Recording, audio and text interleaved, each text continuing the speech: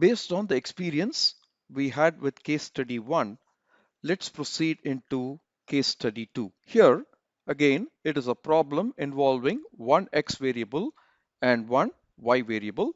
The data is presented here.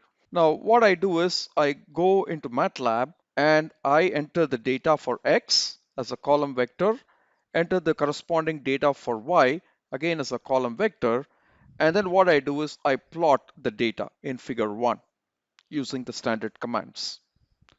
And what you see will be those red circles. You will not see the blue line yet, but what you will see is those red circles on that graph. And if you look at that trend of these red circles, you might think that the data displays a certain curvature, and maybe we are better off fitting a second order or quadratic model to this set of data. So I remark that a quadratic trend is noted, and therefore our model will be y is equal to a naught plus a1x plus a2 times x squared. So this is a 3-parameter model. The parameters are a naught, a1 and a2. Those are the ones to be determined. And since our model is of this type, we need columns in our big X matrix that helps us to find out the parameters a0, a1 and a2. So to find out the parameter a0, we'll have to have a column of ones because a0 is a0 times 1. So since we have 6 data points, we are going to have 6 ones. That is going to be the first column. And then to estimate a1, we need x values. So the corresponding x values for each experiment will be 0, 1, 2, 3, 4, and 5. That will be the second column. And the third column of the big X matrix is going to be x squared, right? Because that will help us to estimate the parameter a2 associated with x squared. Therefore, the third column will be the values of x from the experiments raised to the power of 2. So 0 to the power of 2 is 0, 1 to the power of 2 is 1, 2 to the power of 2 is 4, 3 to the power of 2 is 9, 4 to the power of 2 is 16, 5 to the power of 2 is 25. So this will be the big X matrix if I want to estimate this kind of a model. So that is what I create with this line of code.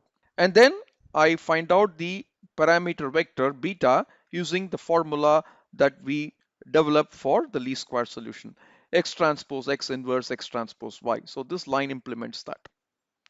So you can get the values for beta. In fact, I get this to be the beta vector. So you can readily see the first element of beta will be a naught. So a naught is 2.4786. A1, which is the second element of beta, is going to be 2.3593, and A2, which is going to be the third element of beta vector, is 1.8607. So these values of A0, A1, and A2 provides the best fitting curve to this set of data. So sometimes this is also called curve fitting.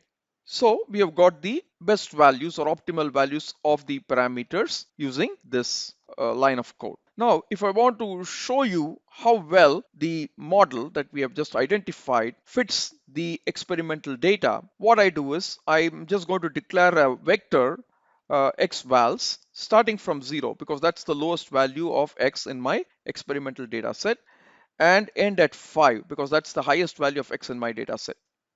But I'm going to cover this range 0 to 5 in steps of 0.01 so that I get a very smooth curve when I try to show how the model predictions are going to be like for this range from x is equal to 0 to x is equal to 5.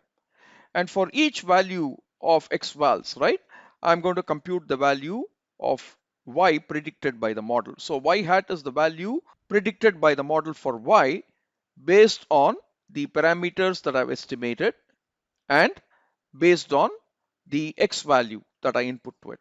So y hat is going to be beta 1, which is a naught, plus x vals, right? So it's like x times beta 2, which is like a1. So a naught plus a1 x plus beta 3 is nothing but a2. So beta 3 times x squared. So this is our model, right? So kindly note that because I want to take every element of x and square it, I have to use xvals dot to the power of 2. That means it will take every value in xvals and raise it to the power of 2. That means in one single shot and without using any loops, etc., I'm able to find out the y hat values for the values of x given in xvals. So this is the line of code that I want you to take a very close look at. Y hat is equal to beta 1 plus xvals times beta 2.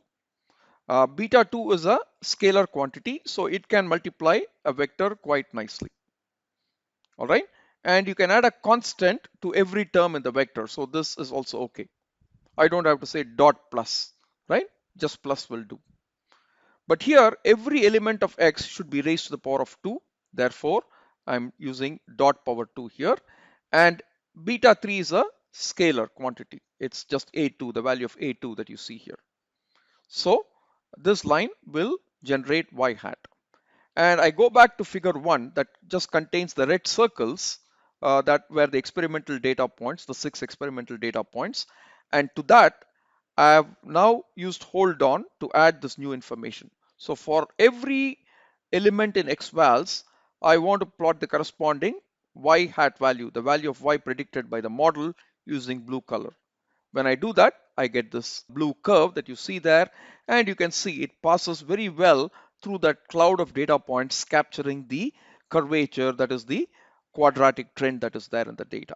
If you had solved this problem using polyfit command, you would still get the same values for A0, A1 and A2. Kindly try that out. This file has been shared with you in least squares fit quadratic demo.m, lsqfit quad demo.m. Kindly take a look at it. In the following video, I'll take a look at the same data set, but I will employ a different and somewhat more powerful tool that is available in MATLAB called stepwise regression. Thank you for your time.